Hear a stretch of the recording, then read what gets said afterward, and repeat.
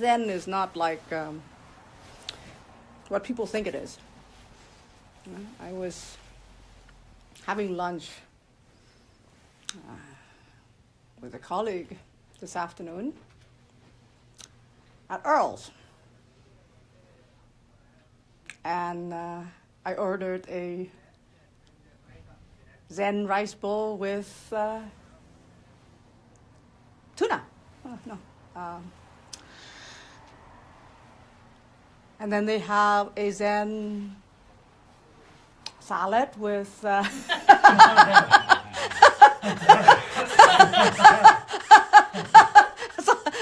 some other kind of fish, and they had a Zen blackened chicken.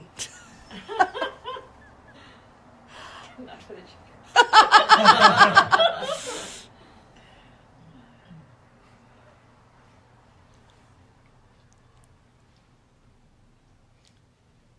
The word Zen is thrown around a lot. It seems to be really hip and popular these days. There's the Zen organizer. If you type in Regina Zen, there's a Zen Regina organizer instead of the Sangha.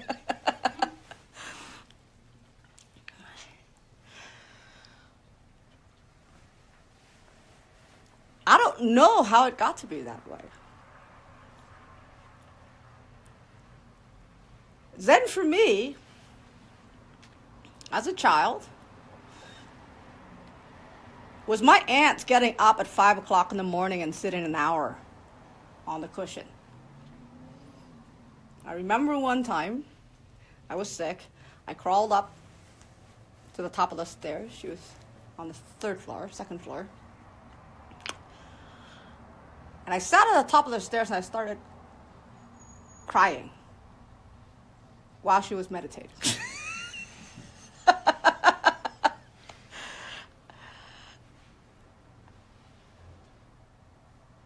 A little at first, and a lot later. Because I do. That was her time. And I had to annoy her a lot before she gets off the cushion.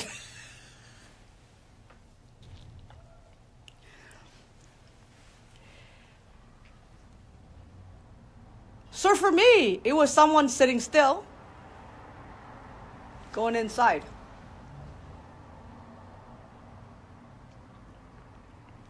And my second introduction to Zen is when she took me to the mountains to visit her teacher. Her teacher is now one of the most famous Zen masters in Vietnam, Thich Thanh Do. He revived the whole Rinzai Zen movement in Vietnam. And in the 80s, he was just a forest monk.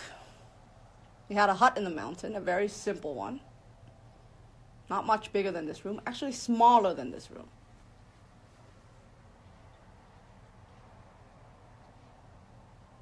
Where he stayed on long-term solitary retreat. And when he came out, which is when my aunt came visit him, he wrote this beautiful poem.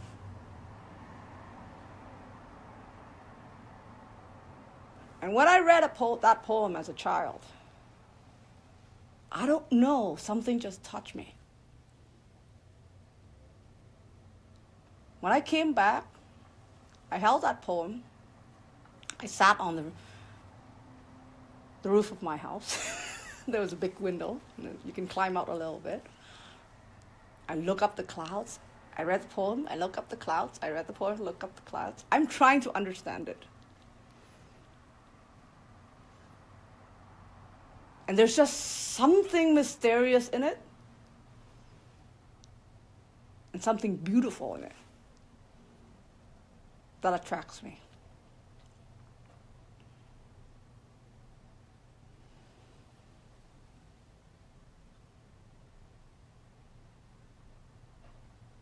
That was my second introduction to Zen.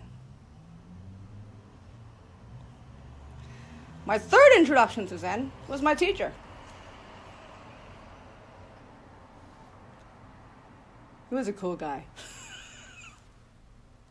At that time, he was a young monk, probably in his late 20s, early 30s. My mother bribed me to go to the temple and chant with her. She practiced Pure Land Buddhism, so they chant very often. So she said, if you come with me, when we come back, pass by the market, I'll buy you anything you want to eat. So I was bribed to go to the temple, you see. And my teacher looked after the altar. He would set out the flowers, clean the candle, bring all the cakes that people offer, and the puddings, put it on the altar. For the morning, afternoon, and evening chant.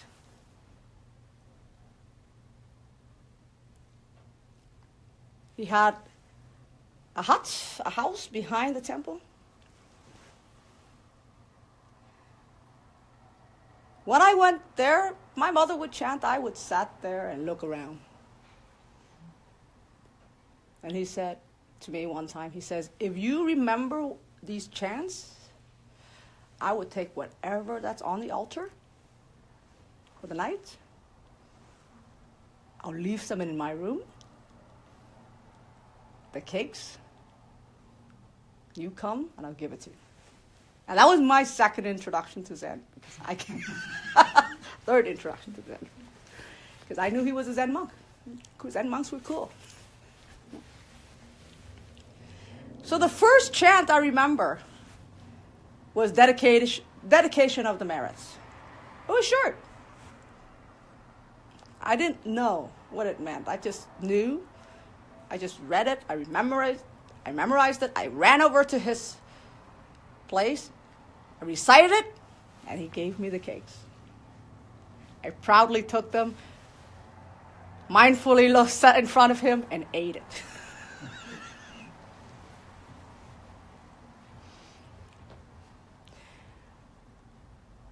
So we had a relationship. One that started with sweets. Eventually, my teacher would ask me to remember more chants. He'd teach me how to bow. He taught me about Buddhism. He taught me who was the Bodhisattva, the compassionate beings, and who was the Buddha. He taught me why we sit. You know, getting a 7-year-old to sit still was pretty hard.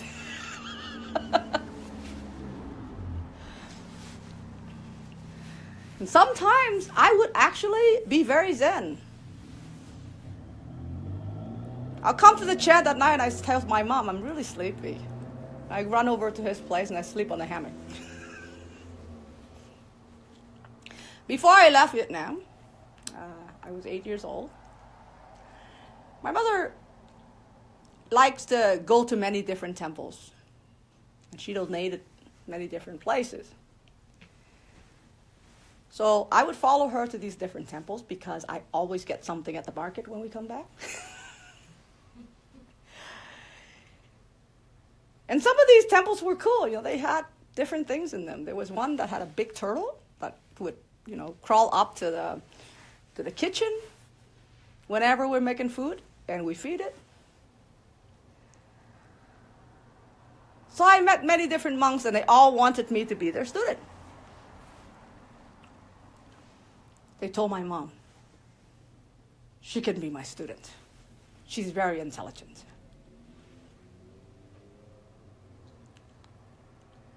And I told them, but I don't want to be your student.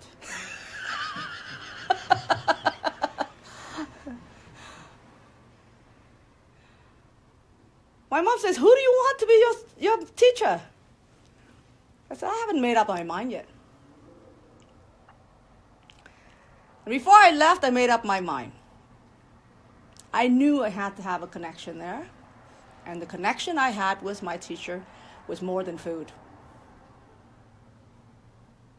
I sensed a joy in him that was different. He was quirky. Be careful who you take to be your teacher. You might turn out exactly like him. Sometimes he visits my house, and we have afternoon siesta in Vietnam. It was so hot, and he visited my house, and my mother was sleeping. We knock on the door, and he says, "Wake up, Bodhisattva! Save sentient beings! Don't sleep!" And he would sing outside the door.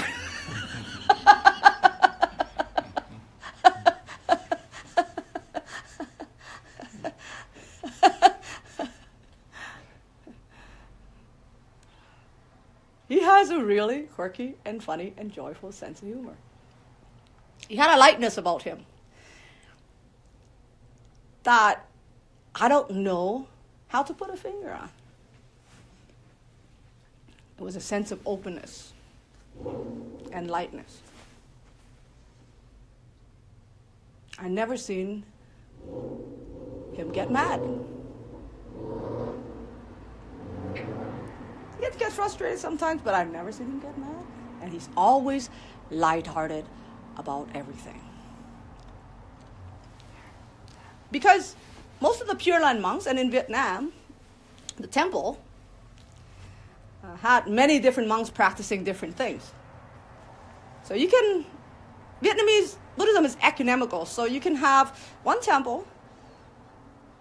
They get up and they sit and meditate 5 o'clock in the morning. Then they chant the mantras, which is tantric Buddhism.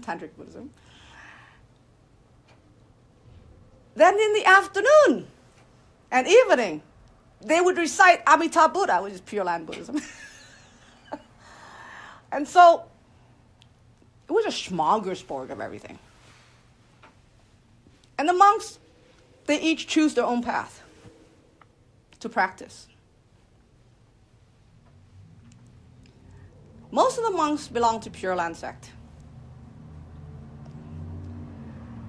My teacher belonged to Rinzai Zen, Rinzai Zen, we call it, from China. In Vietnam, it's called Lam Te. And the Pure Land monks, well, they like doing marriage things. So they're always active. They would go to donate their time, cure the sick, take their students to the leopard colonies, visit the hospitals. They're very busy. They don't like my teacher very much because all he does is sit all day.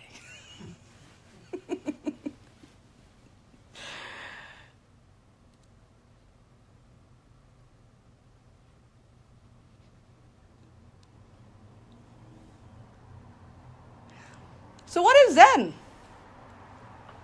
People don't understand what Zen is.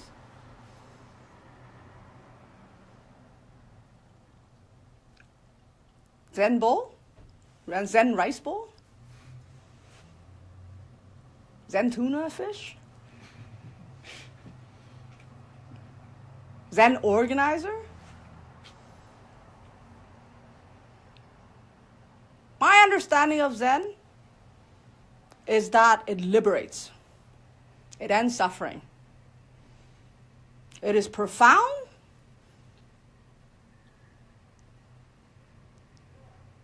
And you have to have calluses on your butt in order to find it.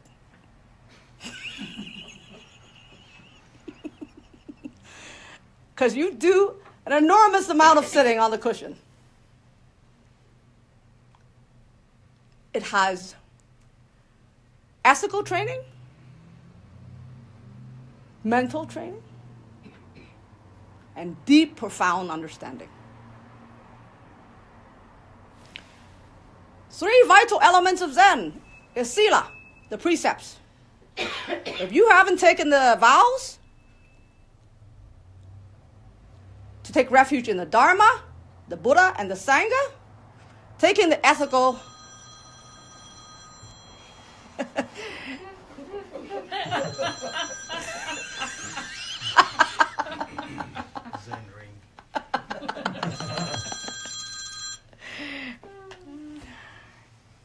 If you haven't taken refuge in the Buddha, the Dharma, the Sangha, if you haven't taken the Zen vows to liberate all beings, that includes yourself, you're one of the all beings.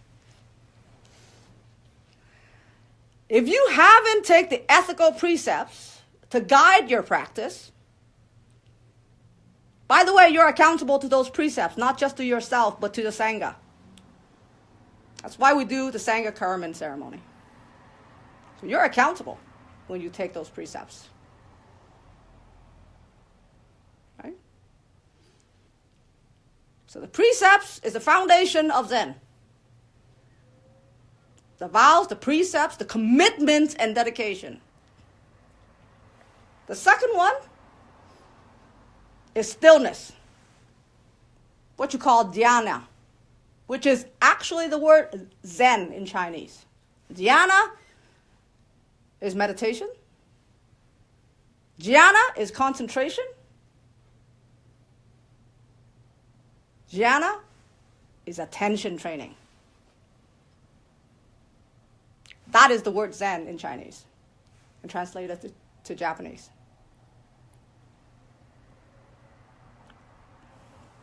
What's the next one? Prajna, wisdom. Only can you still your mind, calm it enough, clear it enough, can wisdom rise. The wisdom practice is the heart and core of liberation. The wisdom practice is the sword that cuts through the illusion that eliminates your suffering. Every suffering has basis in wrong perception,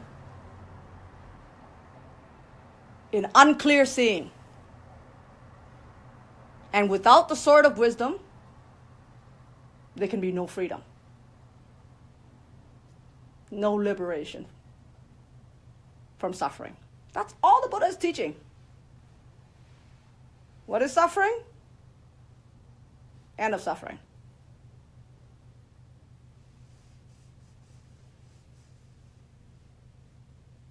The Buddha is not teaching anything else. What does end of suffering looks like? Recognize what suffering looks like, and when that's not around, that's end of suffering. Okay. Good pointers.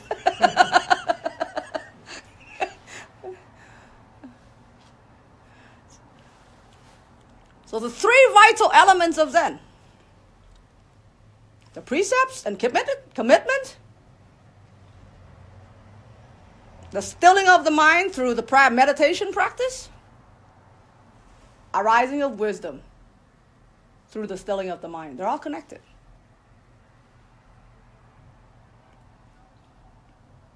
Before I left Vietnam, I took Zen vows, the precepts, and the 3 gems with my teacher. People misunderstand what Zen relationship is. When I took that vows, those precepts, I started a lifelong relationship with my teacher. I made a commitment to him and to myself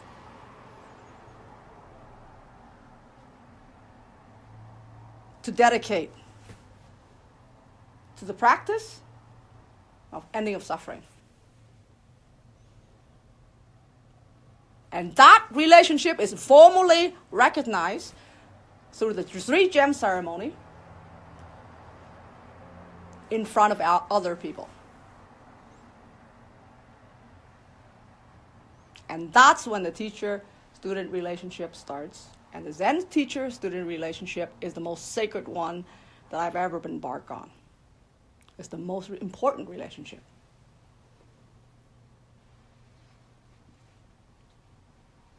Why? Because when I find suffering, guess who I run to? To learn the skill, to transform it.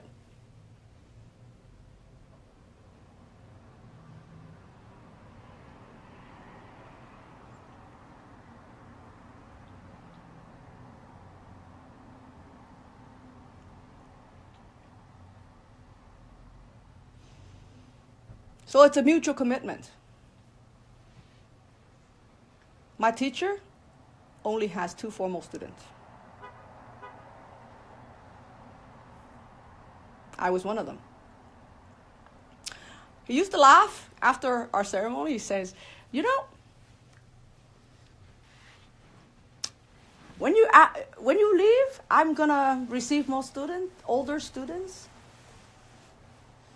And then they will have to call you Big Sis. Because in our tradition, whoever takes the vows first, enter the tradition first, is the older person. Of course, as a kid, you're really proud of that. You're like, yeah. I chose my teacher. He chose me. Years later, when I returned to Vietnam, I asked him, so how many students do you have? How many little sister brothers do I have? I was so disappointed he said none.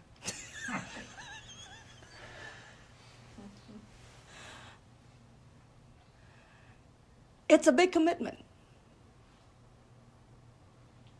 One time I asked him, I have a Sangha that you asked me to start in Canada. Come, visit your grandchildren.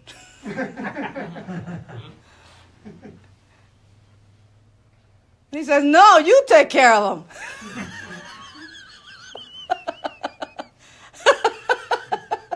It's a big responsibility.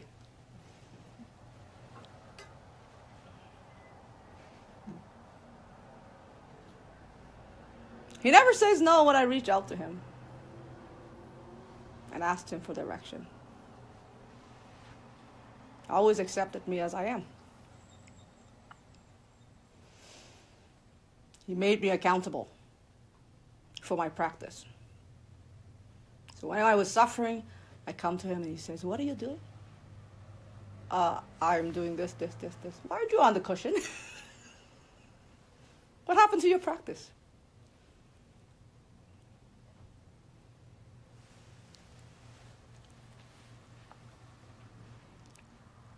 People don't understand the precepts. The precepts in Chinese and Vietnamese mean giới. It means boundaries.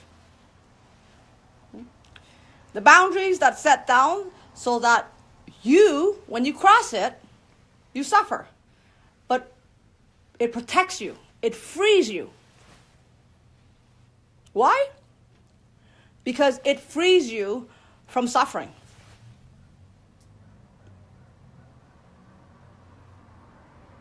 If you cross that boundary, say for example, you kill.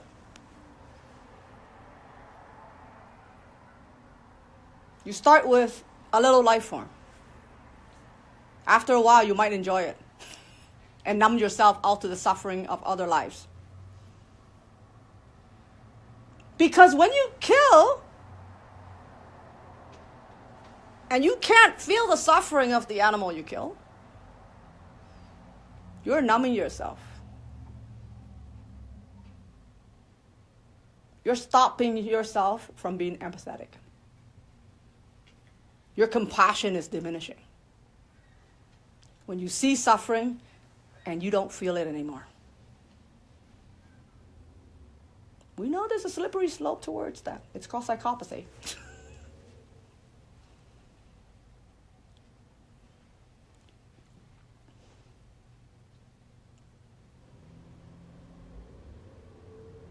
And if you kill the human being, guess what? Something in you changes. You will never be the same.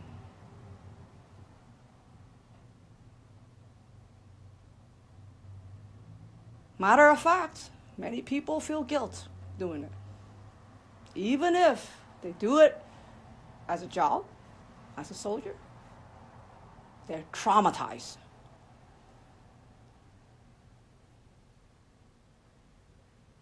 There's more people dying after the war because of PTSD than in the war. I was listening to Dr. Bessel van der Kolk, a psychiatrist who was director for treatment of veterans in the U.S.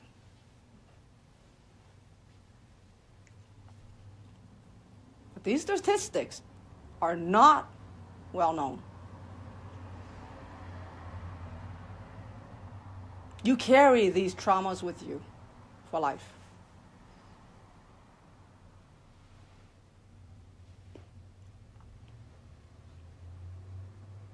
So the first precept of not killing is for our benefits. It's to allow us to develop compassion, empathy for others, for other living beings. In that, we're able to feel more. We're able to be more alive. Because what happens when you numb your feelings? You know, feeling is not one of those things that discriminate between positive or negative. You numb it, you don't feel the positive or the negative. You'll gradually become more dead.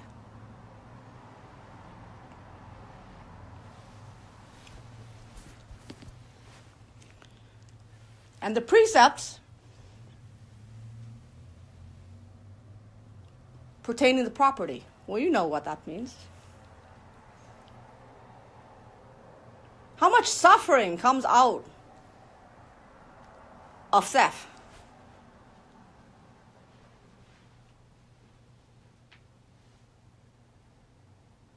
How much suffering comes out of that act? And to do that act, we have to be self-centered. It's mine. Looks like mine, it's mine. If I give it to you, I take it back, it's mine. What does it sound like? 2-year-old. Called it. I thought we grew out of that.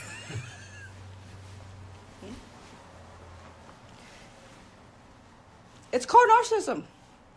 Narcissism, right?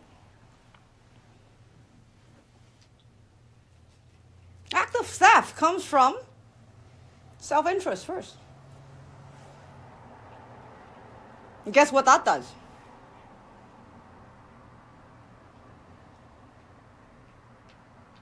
Well, when you steal something, you worry about people finding out. You wouldn't sleep very well. Huh? It stays with you. You keep doing it. Keep having to watch over your shoulder. What happened to your freedom? You're no longer free. You're living in a state of constant worry.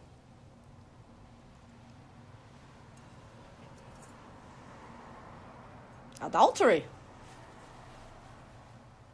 What happens when you commit adultery?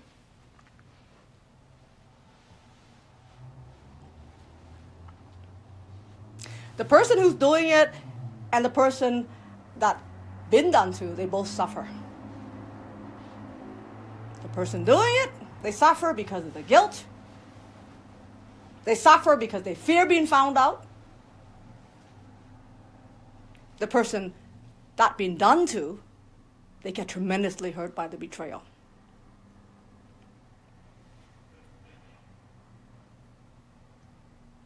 A tremendous amount of suffering is created to the children as well.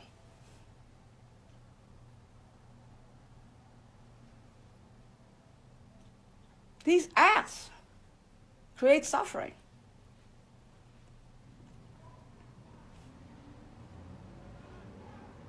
It's also a violation of trust.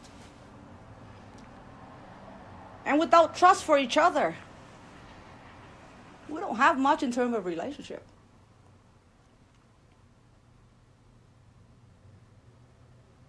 We're just going through the motion.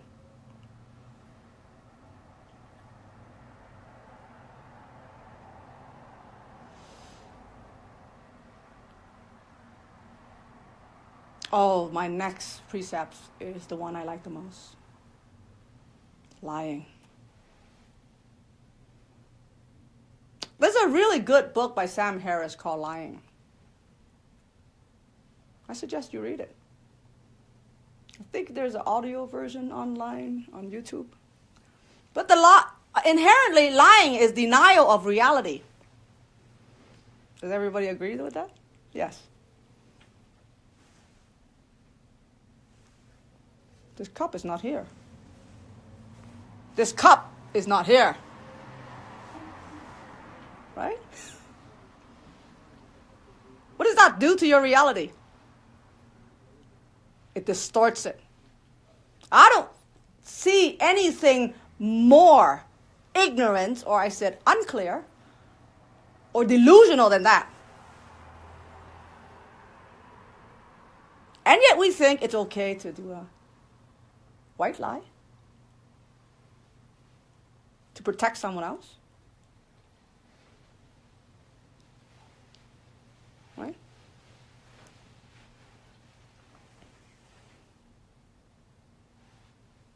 Carpet you're sitting on is clean while it's dirty. I tell you, it's okay. That doesn't hurt anything, I want, right?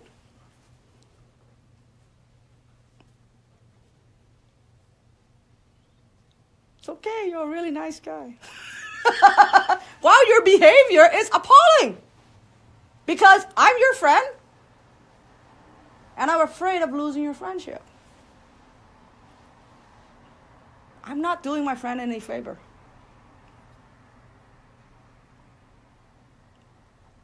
Of course, honesty without compassion is brutality. So we find ways to state the truth that is both gentle and kind. But the truth, we owe it to people we love. Why? Because when we deny reality, we know what happens. The U.S. have a president that does that. What a trip. Right? You can't solve any problems. You can't fix yourself when you're denying reality of who you are, your behavior, your actions, your thinking, your suffering. You can't change anything because you're not even seeing if there's a problem there. So lying is one of the acts or denial of reality is one of the acts that is most brutal to yourself and other people.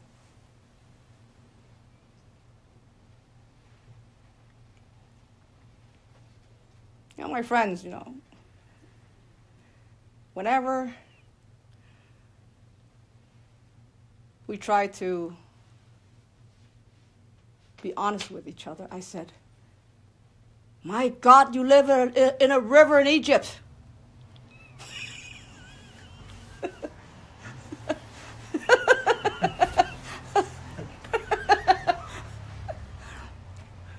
It's a fun way of saying it, but they get it. Right?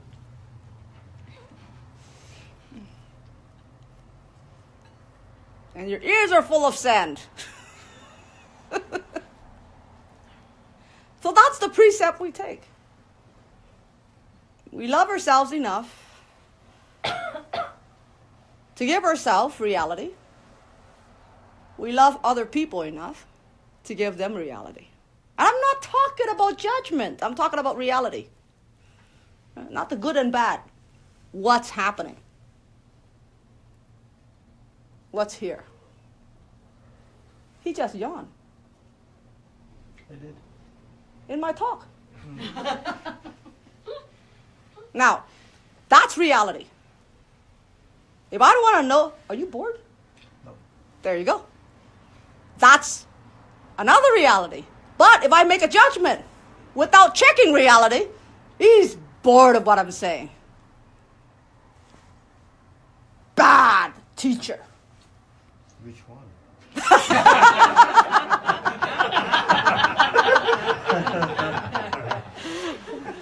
See, that's a judgment. That's not reality. You want to know reality and you're not sure of reality, just ask. Investigate, check. Don't make value judgment, good or bad.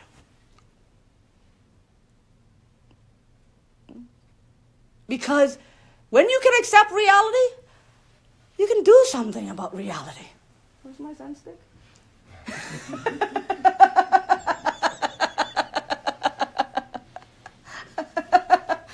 I'll go out and buy him some coffee. Okay. I'll be up till 4 in the morning. We don't know that yet. Let's investigate. I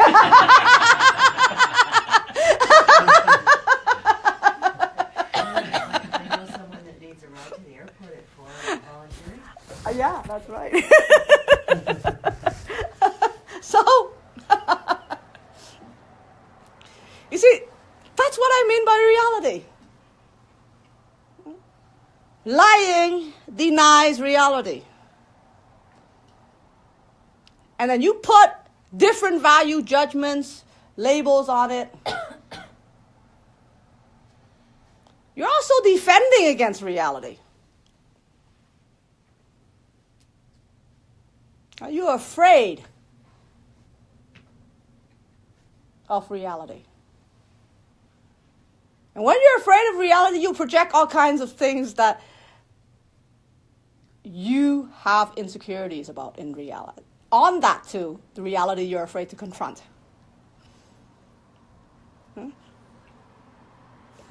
He didn't yawn. I wasn't that bad of a talker. Huh? I have to keep myself that pep talk because what is really obvious here?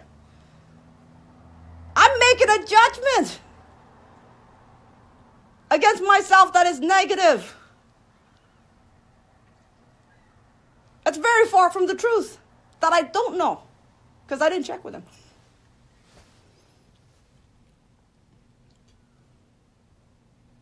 So my favorite precept is telling the truth.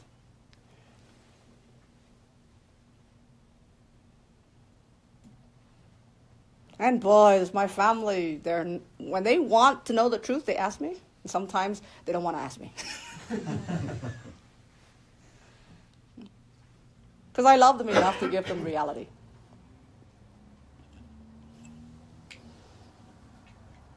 The last precept. Don't intoxicate yourself. You can have one glass of wine. You're still thinking clearly. Still hold a good conversation. Probably make even a critique and a very intellectual argument. Makes sense. 2 glasses of wine, I don't know. You're starting to blabber. 3 glasses, oof. You're saying things that you don't want to say sometimes. Might be the truth.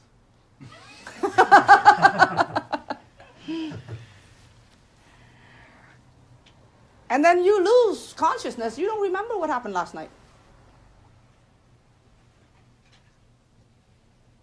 You woke up and somebody told you about it.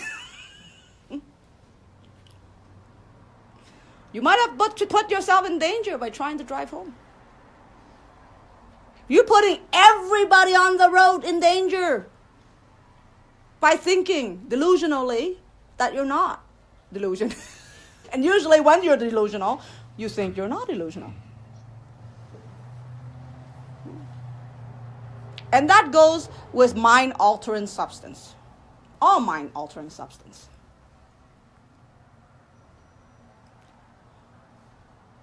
I remember when I was in university, we were walking. One guy said, "Stop!" "What?" "You're moving too fast." What? We know who's high. What happened to his reality? It's completely distorted. See, the Buddha says freedom from suffering is found in seeing things as they are, without delusion. Doesn't help when you're altering your mind. It's like filters on top of filters. We already have all these mental filters with all the conditioning we have when we were young. Yeah?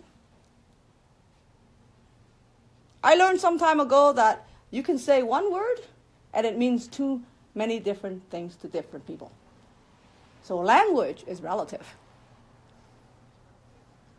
Why? Because we have different filters when we learn that word. When I say dog, a lot of people say, yeah, they're so cute. But to an Indian person, dog brings a fear into their eyes. Because there's a lot of stray dogs in India, right? Once you get bitten, you remember dogs as something not so good. Same word. Different interpretation.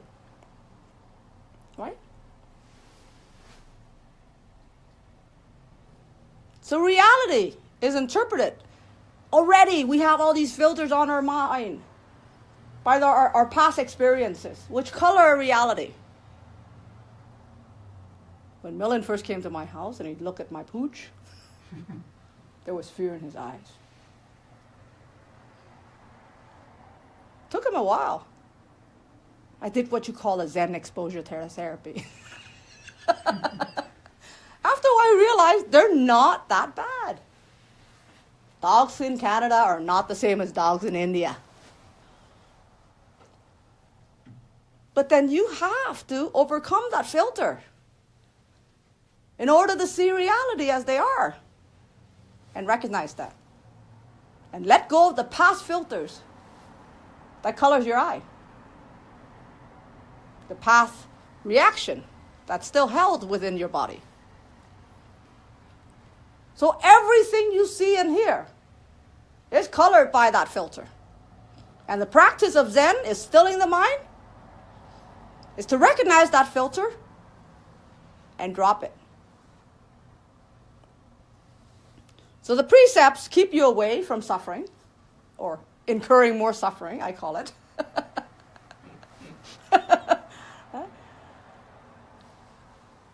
And the second part of Zen is stilling. Meditation.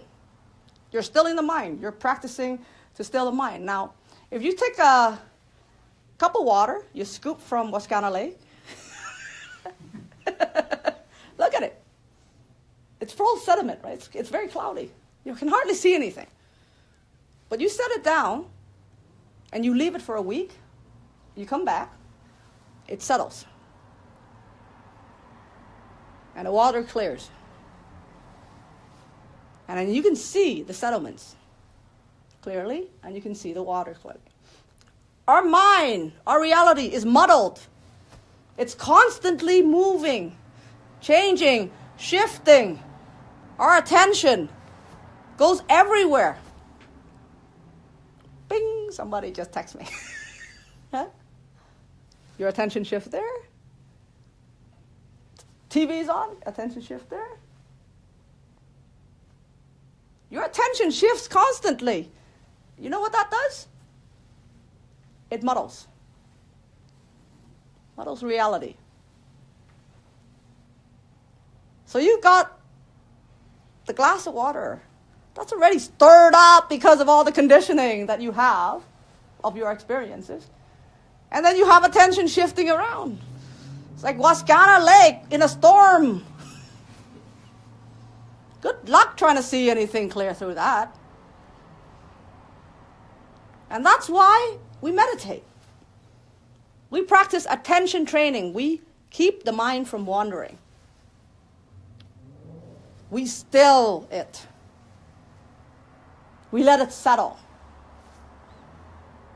So clarity comes about. So jhana, which is Zen, the word Zen, stilling the mind, attention training.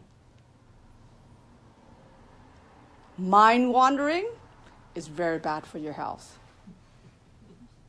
You have enough of that, it's called ADHD. Right?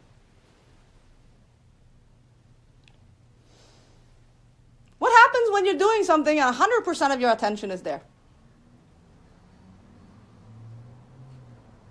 Psychologists call it flow. You're completely absorbed in what you're doing. You're one with the action. Actually, you only know the doing. Your sense of time is lost. It's timeless. Next thing you know, didn't feel like very long. A long time has passed because you enjoy it so much. Because all your attention is on there. Instead of worry about how good your doing is going to be, the results of your doing, 50% is gone in that. When you have anxiety and worry about what's going to happen or whether your doing is perfect or not. All these judgments takes our attention away from the actual doing. So stilling is attention training so that you can learn to have full attention on whatever you're doing. And when your full attention is on the doing, you enjoy it so much. There's a sense of peace and enjoyment in it. There's no sense of time. You just flow. And in psychology, they said the more you are in flow, the more satisfied your life is. Obviously, it's really good to do. Who here has a hobby that they flow in? Yes, you have a hobby? Yeah, drawing. Yeah. I have a hobby that I flow in. Playing music, writing music. I sit down before with my music teacher, write a song. Next thing we know, it's 8 hours. Just passed. The whole day just passed. We're sitting there writing music, editing music.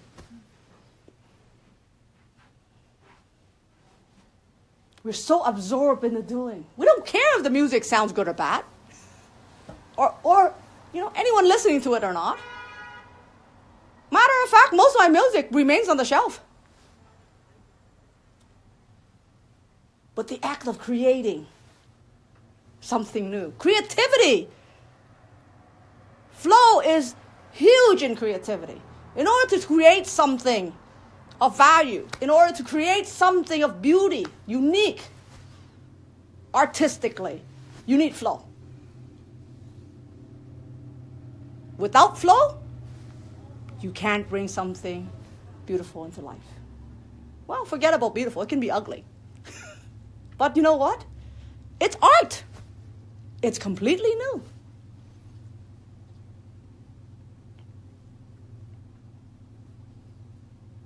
Which brings me to the next part of Zen, wisdom.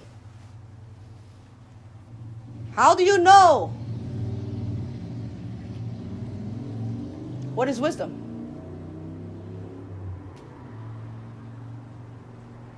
When what you do creates flow. And what you do feels free and open.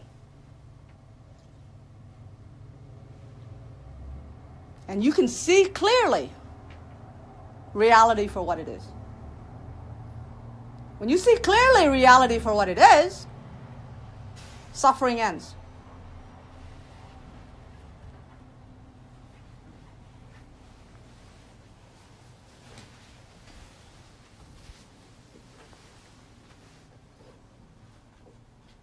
I have a very personal story I'd like to share with you. I have a friend. I was very good friends with her for 7 years. We told each other everything. She was a little bit older than me. We hang out. We supported each other. She was like a big sister to me. And one time, my friend was in trouble. She told me that her uncle her only family in Canada, has told her to leave the house after she had lost her job.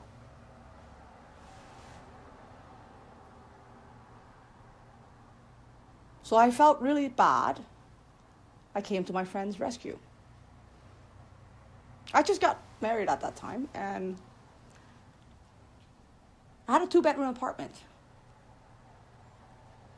So I had an extra room. I told her, come stay with me. She came and stayed with me. I knew she was depressed because the only family she had in Canada has abandoned her in the time of most need. She said, I have a credit card balance, and then I lost my job. And I couldn't find another one. My uncle told me to leave because I couldn't pay him the rent. So I told her, don't worry about it. I'll pay your credit card balance. It's $600 a month. She stayed with me, and she was very depressed. So I told her, just stay here. Don't worry about the rent. Don't worry about food. Every night I came back from work, I talked to her to cheer her up. We did things together. After a while, she was feeling better. I said, are you ready to go and find a job? She says, I'm still not feeling very confident. So at that point, I had opened my office with my husband. I told her, well, you can come up and do a little bit of paperwork for us part-time if you want. And when you get enough confidence and less depressed, you can find another job. I didn't want her to just sit at home and sleep all day and mull. So she came to my office and worked with me. Her mood was starting to improve more and more. It was a number of months that happened. And I got very sick. I was physically ill. I stayed home for a couple months. So her and my husband went to work together with other staff at the office. Next thing I knew, my husband said she was seducing him. And she was trying to manipulate and do things at the office without me knowing. I confronted her, and she said she was moving out. I felt so betrayed and hurt. I experienced an incredible amount of suffering. This was somebody I trust, I opened my house to. I was tremendously generous to. And the day she moved out, I was at work. And she said, can I get my last paycheck?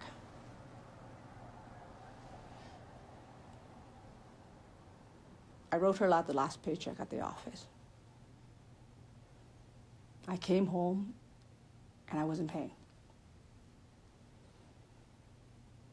Knowing the cure for pain, for suffering, I got on my cushion, and I meditated. I sat with it. I sat with it.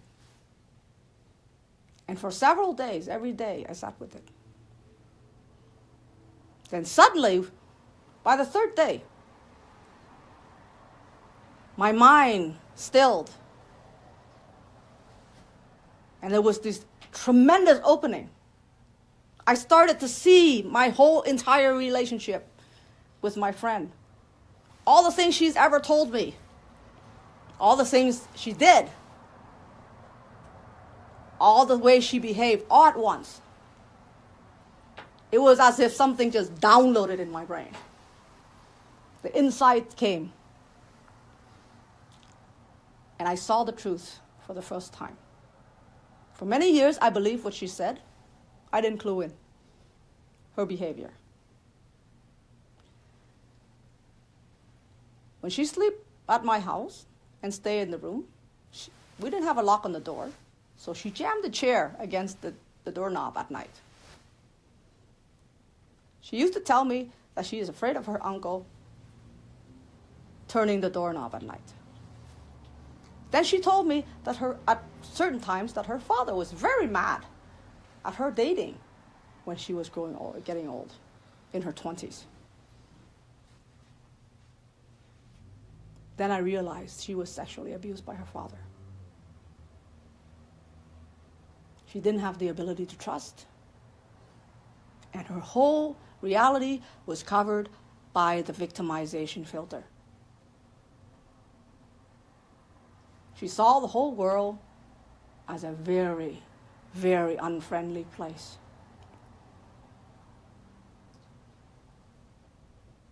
And all of those evidence was there the whole time that I was her friend. But because I had a filter over my eye, I just saw her as the good, happy girl that I wanted to see. I didn't see it.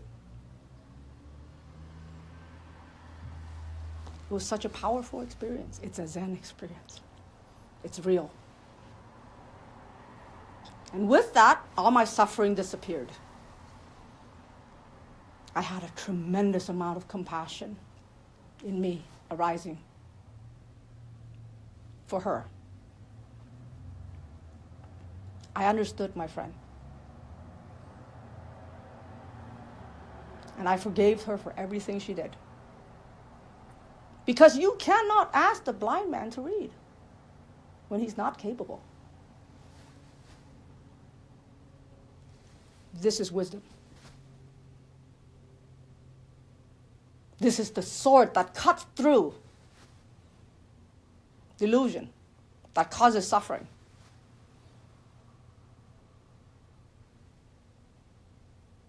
This is the power of Zen, of stilling the mind.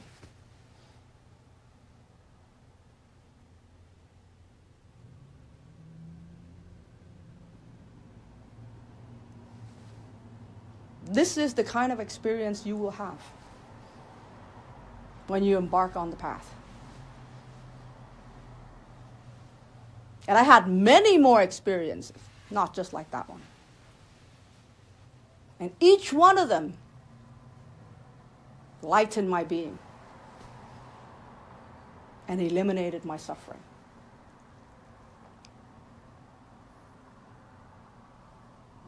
You see, we filtered out reality. We see the things we want to see instead of what's there. I listen to my friend instead of observing what she's doing. And even when I listen, I didn't really hear. I didn't really put together all the evidence. I didn't connect the dots. I just wanted her to be this person that I wanted her to be.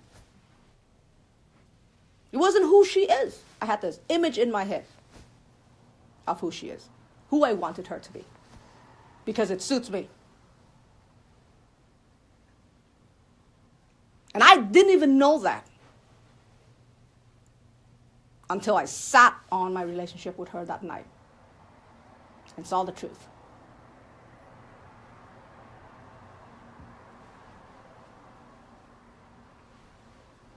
Wisdom arises from the stilling of the mind. When you have suffering, still the mind. Sit with the suffering. Let the answer come out when it settles. Ask. And don't think. Don't try to muddle the water anymore. Let your intuitive wisdom come out and show you the truth. And it can only happen when you still. You bring stillness into your life. It can only happen if you can sit with the pain. if you can be okay with it. Today we sit with the pain. Some of you might be uncomfortable sitting. Physical pain. But physical pain is easy to sit with. It's the psychological pain, the emotional pain that we find it most difficult to confront. Most difficult to still. Most difficult to be okay with.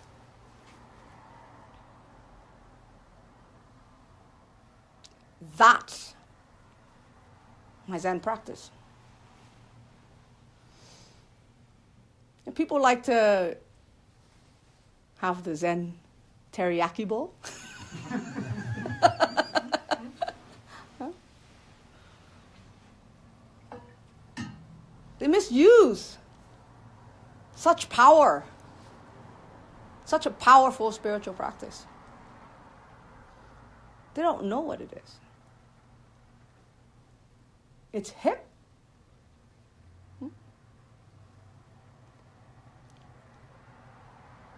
It's not the Zen I know. It's not the Zen tradition that's been passed on for thousands of years. It's not the Zen tradition that is represented by this robe. You know why people are wearing robes here? Some people are wearing it, others are not. You don't earn the robe. You make a commitment to put on the robe. This robe represents a tradition that has those three things. Accountability, discipline, clarity.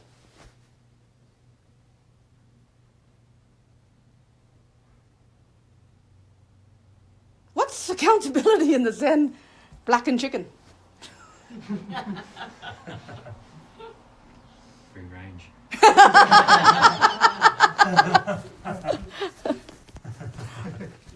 So my teacher makes me accountable. My teacher is accountable to me because he's responsible for me. I call him when I'm suffering and he answers. Sometimes you can call a friend. I really need to talk. I'm busy.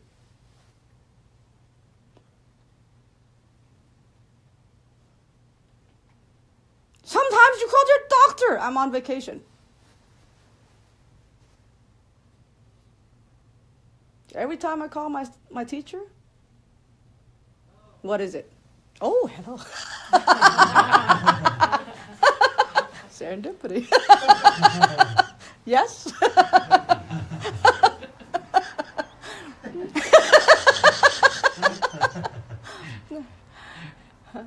He knows it's for a reason.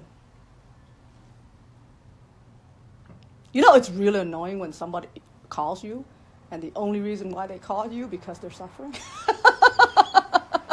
He puts up with it. Huh?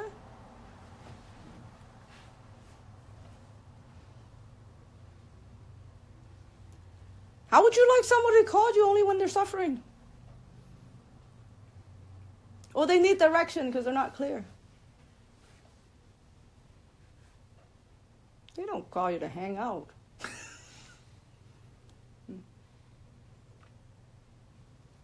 That's a big responsibility.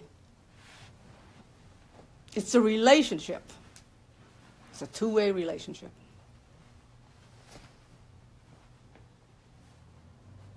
And when he gives direction, I follow it. Sometimes, I tell you, he says jump and I will say how high. Why? Because I have complete trust in him. I open my mind to him. You know what Dokusan is? Dokusan is, I'm meditating. My mind does this. What do I do? Okay, let your mind do this. Pay attention to this. Try that. And I go off and I try it. I'm telling you how my mind behaves. I'm telling him how my mind behaves. What can be more intimate than that? Huh? I feel this when this happens. when I'm meditating and this, I saw this.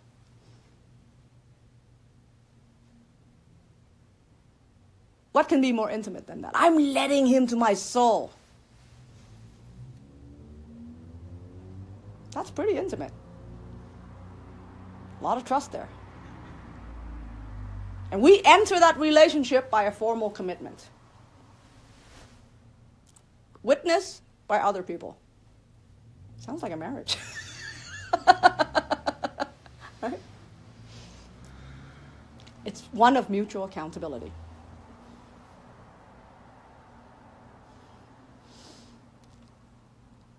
So what I shared with you today started off with food.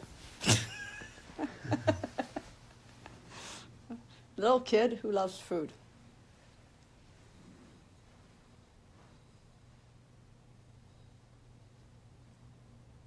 To the adult who knows how to deal with suffering.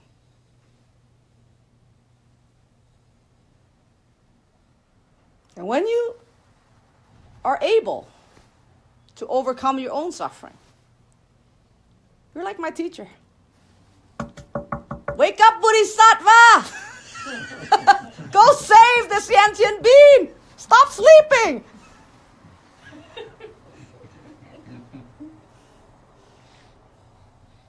Right? You become the compassionate being because you woke up to reality. You woke up to reality as is.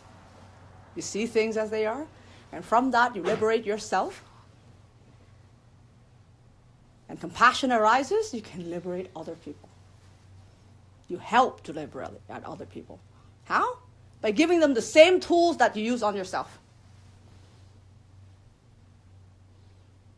Whether they use that tool or not, it's up to them. But if you enter a relationship with them, be careful. They'll come back for it. Time and again, they'll come back for it. You know? And the cat came back the very next day. You know?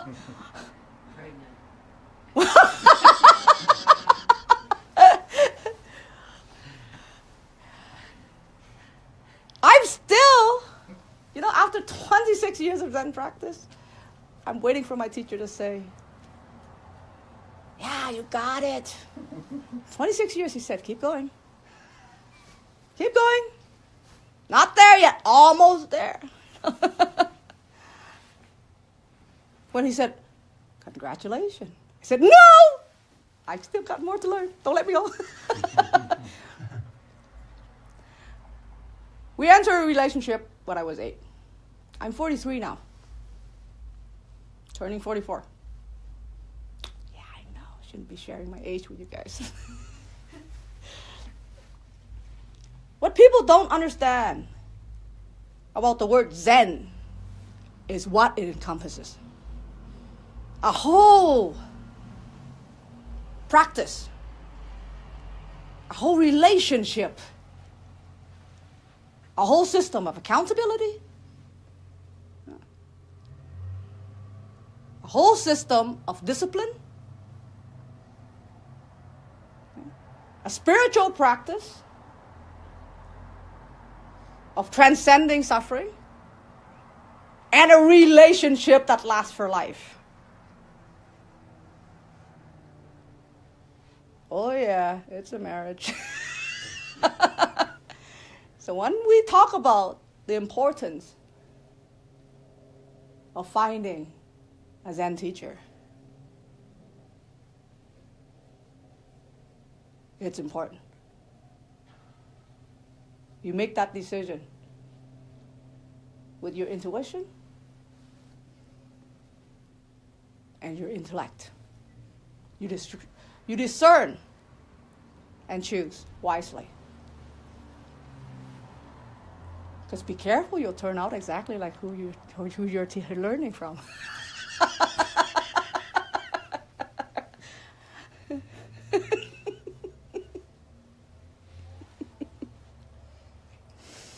going to hurt, isn't it? Yeah, I know. You're going to have to grow long hair.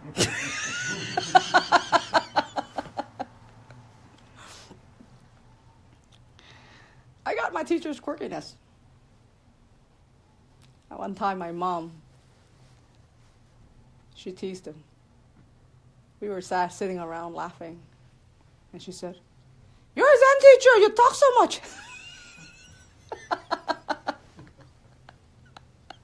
He looked at her and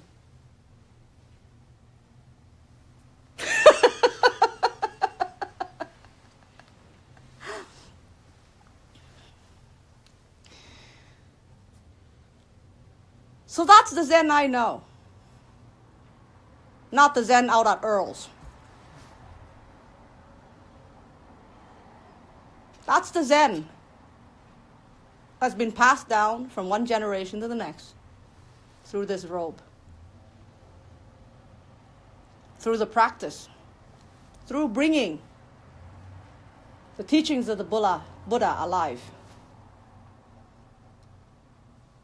That's the Zen that created this community. So when I put on this robe, I know it's not me. I represent a tradition. A long-standing one with very high accountability, with lots of discipline.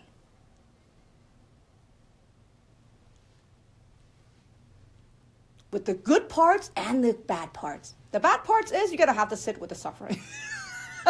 The good parts is you're going to transform it.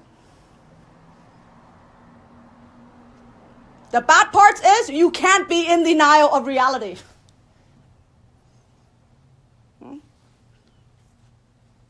So, but don't go home and tell your wife that she's not looking good today. Reality is she's probably tired. Now, my friend came in, Stacy. She hasn't slept very well. She says, I haven't given sleep very well. Okay, you don't have to listen to me. Go home.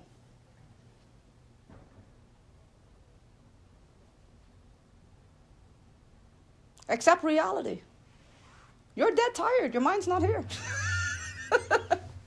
Go home. That's why we have a saying.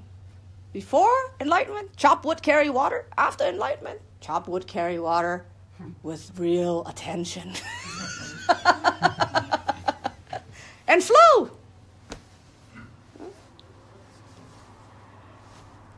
That's the Zen I know. You want to know the Zen I know? I invite you to make that commitment for accountability, to take upon the discipline and training, and to hold that sword of wisdom to cut through the bullshit. All the filters of your mind, to see reality and transform your suffering. That's the Zen I know. I'm not sure about Earl's.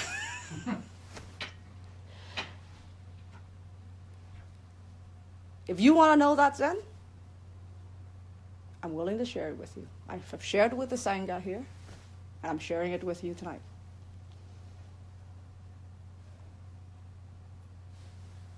He's going to share with you.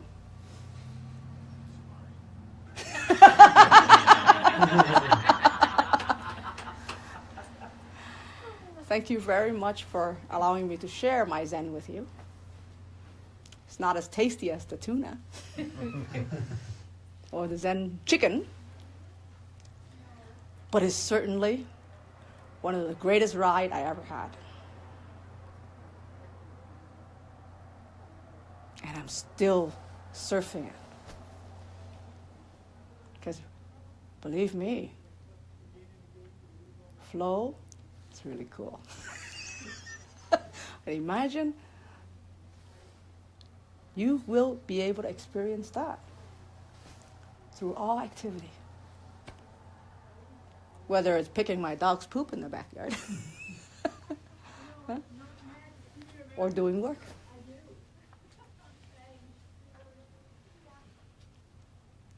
See ya. Thank you very much for being here. Is there any questions? Anyone?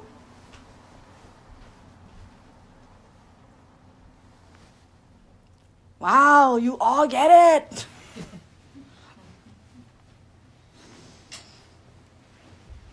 Can I say something about Donna or after dedicating the merits? Ah, you can say something about Donna, yes. Okay, so as you see, the Donna box is sitting over there, and we always collect Donna. And Donna is the idea of generosity.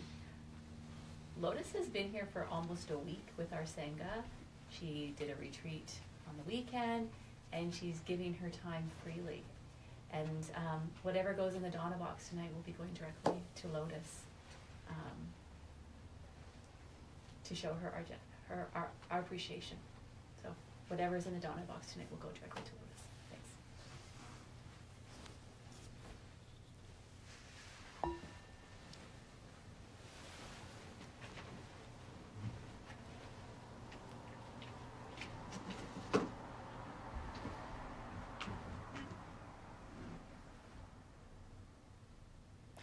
May the merits that we have accumulate tonight by studying and listening to the Dharma be distributed equally to all beings.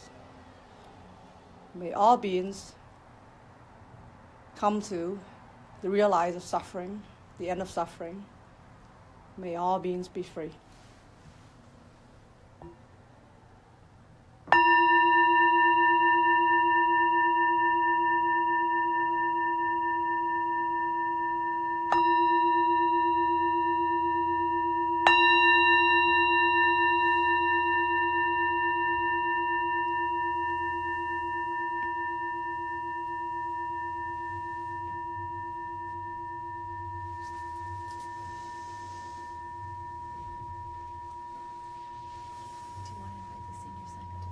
Yes, we'll have a few minutes, and then I'd like the senior to stay for a little bit.